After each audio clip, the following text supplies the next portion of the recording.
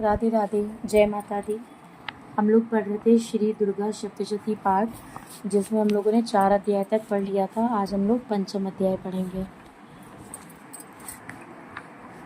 ओम इस उत्तर चरित्र के रुद्र ऋषि हैं, महासरस्वती देवता हैं, अनुष्टुप छंद है, भीमा शक्ति है, भ्रामरी बीज है, सूर्य तत्व है और सामवेद स्वरूप है। महासरस्वती की प्रसन्नता के लिए उत्तर चरित्र के पाठ में उसका विनियोग किया जाता है, जो अपने करक मलों में घंटा, शूल, हल, शंख, मूसल, चक्र, धनुष और बाण धारण करती हैं। शरद ऋतु के शोभा संपन्न चंद्रमा के समान जिनकी मनोहर कांति है, जो तीनों लोकों की आधारभूता और शुंभ आदि दैत्यों का नाश करने वाली है, तथा गौरी के शरीर से जिनका प्राकट्य हुआ है, उन महासरस्वती देवी का मैं निरंतर भजन करता हूँ। ऋषि कहते हैं, पूर्व काल में शुंभ और निशुंभ नामक असुरों ने अपने बल के घमंड में आकर सचीपति इंद्र के हाथ से तीनों लोकों का राज्य और यज्ञ भाग छीन लिए। वे ही दोनों सूर्य, चंद्रमा, कुबेर, यम और वरुण के अधिकार का भी उपयोग करने लगे। वायु और अग्नि का कार्य भी वे ही करने लगे। उन दोनों ने सब देवताओं को अपमानित, राज्य भ्रष्ट, पराजित तथा अधिकारहीन करके स्वर्ग से निकाल दिया।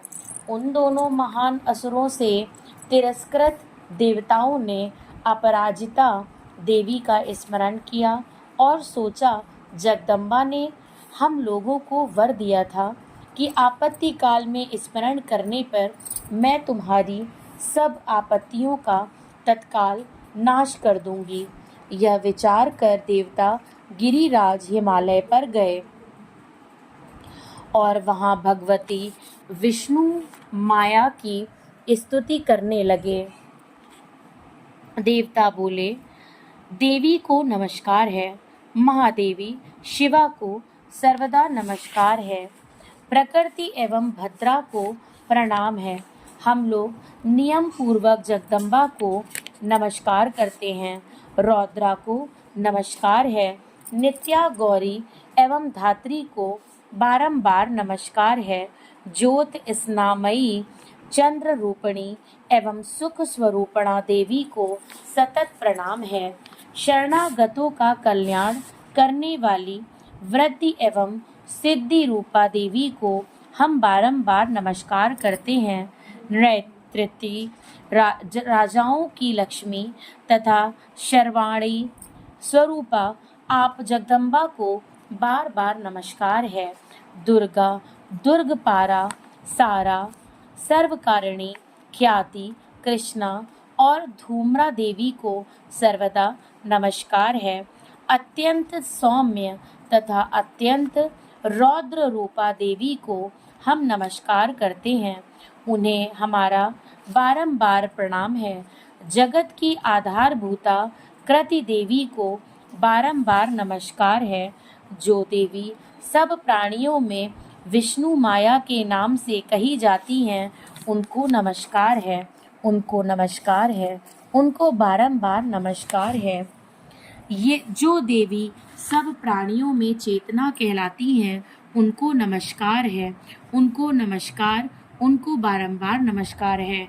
जो देवी सब प्राणियों में बुद्धि रूप से स्थित हैं, उनको नमस्कार, उनको नमस्कार, उनको बारंबार नमस्कार है। जो देवी सब प्राणियों में निद्रा रूप से स्थित हैं, उनको नमस्कार, उनको नमस्कार, उनको बारंबार नमस्कार है। जो देवी सब प्राणियों क्षुधा रूप से स्थित हैं, उनको नमस्कार, उनको नमस्कार, उनको बारंबार नमस्कार है। जो देवी सब प्राणियों में छाया रूप से स्थित है, उनको नमस्कार, उनको नमस्कार, उनको बारंबार नमस्कार है। जो देवी सब प्राणियों में शक्ति रूप से स्थित है, उनको नमस्कार, उनको नमस्कार, उनको बारंबार नमस्कार है। जो देवी सब प्राणियों में तृष्णा रूप से स्थित है, उनको नमस्कार, उनको नमस्कार, उनको बारंबार नमस्कार है। जो देवी सब प्राणियों में शांति रूप से स्थित है, उनको नमस्कार, उनको नमस्कार, उनको बारंबार नमस्कार है। जो देवी सब प्राणियों में जाति रूप से स्थित है, उनको नमस्कार, उनको नमस्कार, उनको बारंबार नमस्कार है। जो देवी सब प्राणियों में लज्जा रूप से स्थित है, उनको नमस्कार, उनको नमस्कार, उनको बारंबार नमस्कार है। जो देवी सब प्राणियों में शांति रूप से स्थित है, उनको नमस्कार, उनको नमस्कार, उनको बारंबार नमस्कार है। जो देवी सब प्राणियों में श्रद्धा रूप से स्थित है, उनको नमस्कार, उनको नमस्कार, उनको बारंबार नमस्कार है। जो देवी सब प्राणियों में कांति रूप से स्थित है, उनको नमस्कार, उनको नमस्कार, उनको बारंबार नमस्कार है। जो देवी सब प्राणियों में लक्ष्मी रूप से स्थित हैं, उनको नमस्कार, उनको नमस्कार, उनको बारंबार नमस्कार है। जो देवी सब प्राणियों में वृत्ति रूप से स्थित हैं, उनको नमस्कार, उनको नमस्कार, उनको बारंबार नमस्कार है। जो देवी सब प्राणियों में स्मृति रूप से स्थित हैं, उनको नमस्कार, उनको नमस्कार, उनको बारंबार नमस्कार है। जो देवी सब प्राणियों में दया रूप से स्थित हैं, उनको नमस्कार, उनको नमस्कार, उनको बारंबार नमस्कार है।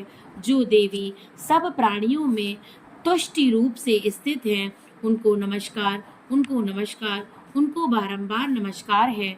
जो देवी सब प्राणियों में माता रूप से स्थित हैं, उनको नमस्कार, उनको नमस्कार, उनको बारंबार नमस्कार है। जो देवी सब प्राणियों में भ्रांति रूप से स्थित हैं, उनको नमस्कार, उनको नमस्कार, उनको बारंबार नमस्कार है। जो जीवों के इंद्रिय वर्ग की अधिष्ठात्री देवी एवं सब प्राणियों में सदा व्याप्त रहने वाली हैं, उन व्याप्ति देवी को बारंबार नमस्कार है।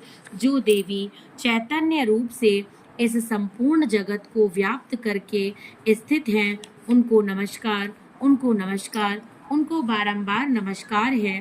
पूर्व काल में अपने अभीष्ट की प्राप्ति होने से देवताओं ने जिनकी स्तुति की तथा देवराज इंद्र ने बहुत दिनों तक जिनका सेवन किया, वह कल्याण की साधन भूता ईश्वरी हमारा कल्याण और मंगल करें तथा सारी आपत्तियों का नाश कर डालें।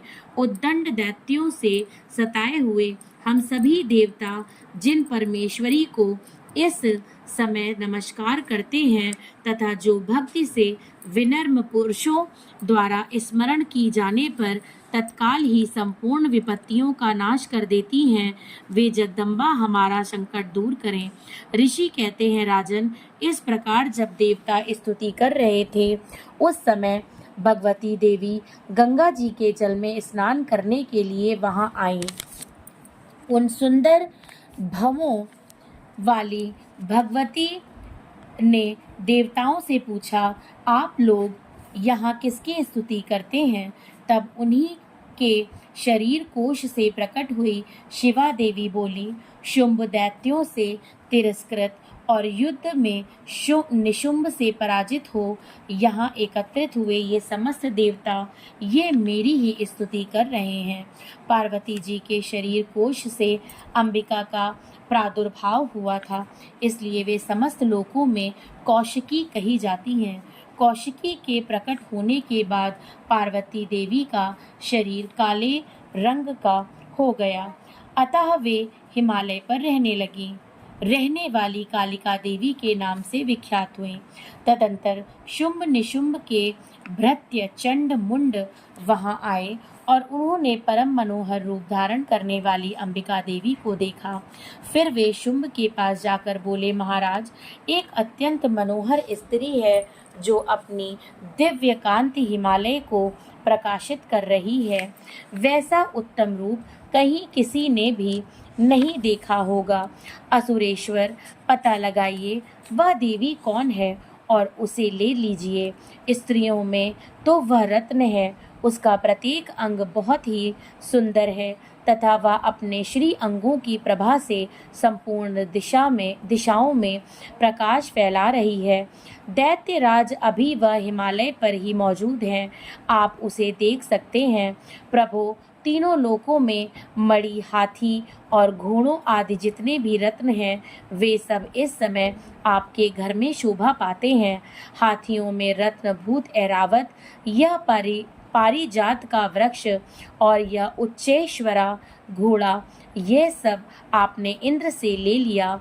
हंसों से जुटा हुआ यह विमान भी आपके आंगन में शोभा पाता है।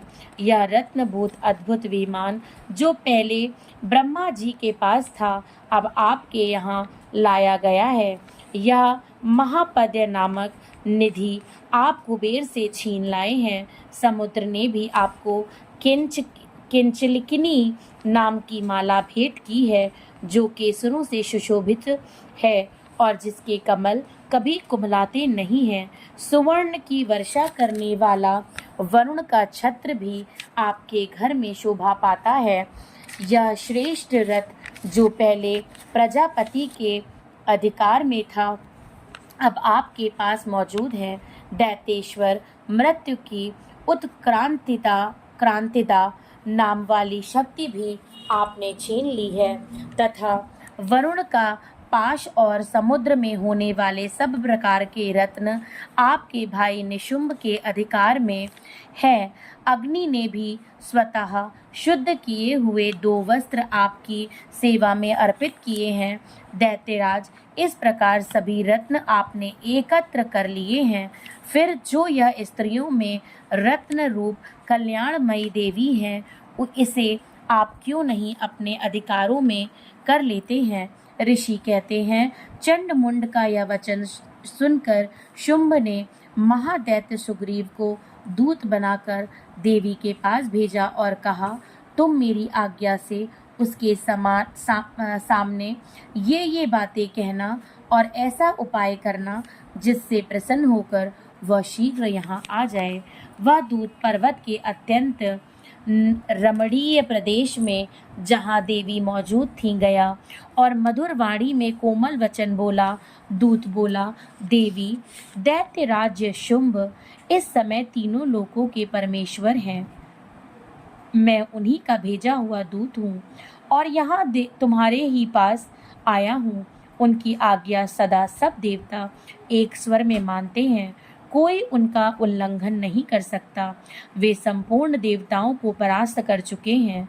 उन्होंने तुम्हारे लिए जो संदेश दिया है उसे सुनो। संपूर्ण त्रिलोकी मेरे अधिकार में है। देवता भी मेरी आज्ञा के अधीन चलते हैं। संपूर्ण यज्ञों के भागों को मैं ही पृथक पृथक भोगता हूँ।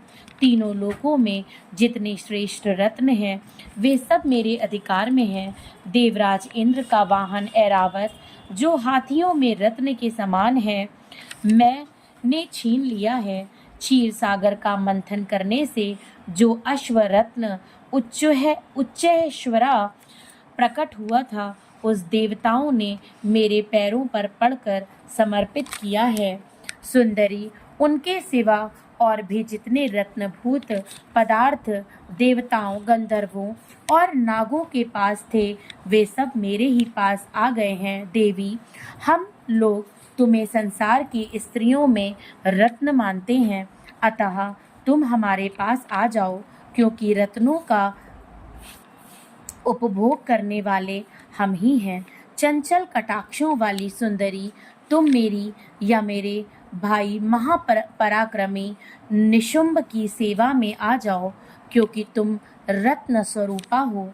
मेरा वरण करने से तुम्हें तुलना रहित महान ऐश्वर्य की प्राप्त होगी। अपनी बुद्धि से यह विचार कर तुम मेरी पत्नी बन जाओ। ऋषि कहते हैं, दूत के यूं कहने पर कल्याणमयी भगवती दुर्गा देवी जो इस जगत को धारण करती हैं, मन ही मन गंभीर भाव से मुस्कराई और इस प्रकार बोली। देवी ने कहा, दूत, तुमने सत्य कहा है, इसमें तनिक भी मिथ्या नहीं है। शुंभ तीनों लोकों का स्वामी है और निशुंभ भी उसी के समान पराक्रमी है, किंतु इस विषय में मैंने जो प्रतिज्ञा कर ली है उसे मिथ्या कैसे करूं? मैंने अपनी अल्प बुद्धि के कारण पहले से ही जो प्रतिज्ञा कर रखी है उसे सुनो। जो मुझे संग्राम में जीत लेगा, जो मेरे अभिमान को चूर्ण कर देगा तथा संसार में जो मेरे समान बलवान होगा वही मेरा स्वामी होगा। इसलिए शुंभ अथवा महादैत्य निशुंभ स्वयं ही यहाँ पधारें और मुझे जीत कर शीघ्र ही मेरा पाणी ग्रहण कर लें। इसमें विलंब की क्या आवश्यकता है? दूत बोला, देवी, तुम घमंड में भरी हो, मेरे सामने ऐसी बातें ना करो। तीनों लोकों में कौन ऐसा पुरुष है जो शुंभ निशुंभ के सामने खड़ा हो सके? देवी, अन्य दैत्यों के सामने भी सारे देवता युद्ध में नहीं ठहर सके, तुम अकेली स्त्री होकर कैसे ठहर सकती हो? जिन शुंभ आदि दैत्यों के सामने इंद्र आदि सब देवता भी युद्ध में खड़े नहीं हुए, उनके सामने तुम स्त्री कैसे आ जाओगी? इसलिए तुम मेरे ही कहने से शुंभ निशुंभ के पास चली चलो। ऐसा करने से तुम्हारे गौरव की रक्षा होगी, अन्यथा जब वे केश पकड़कर घसीटेंगे तब तुम्हें अपनी प्रतिष्ठा खो कर जाना पड़ेगा। देवी ने कहा, तुम्हारा कहना ठीक है। शुंभ बलवान है और निशुंभ भी बड़े पराक्रमी हैं, किंतु क्या करूं? मैंने पहले बिना सोचे समझे प्रतिज्ञा कर ली है, अतः अब तुम जाओ। मैंने तुमसे जो कुछ कहा है वह सब दैत्य राज से आदर पूर्वक कहना, फिर वे जो उचित जान पड़े करें। इस प्रकार श्री मार्कंडेय पुराण में सार्वणिक मनवंतर की कथा के अंतर्गत देवी महात्म्य में देवी दूत संवाद नामक 5वां अध्याय पूरा होता है। जय माता दी। राधे राधे।